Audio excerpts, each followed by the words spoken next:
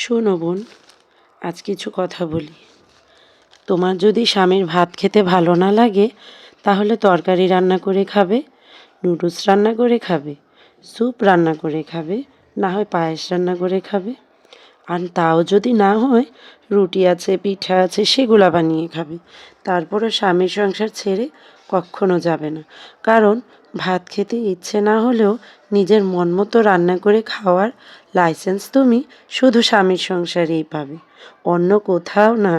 বাকি জায়গায় তোমাকে দাওয়াত করবে, খেতে দিবে, সবই দিবে, কিন্তু তোমার মন মতো সেটা কখনোই পাবে না। প্লেটে যা পাবে তাই তোমার খেতে হবে। বোঝা গেছে?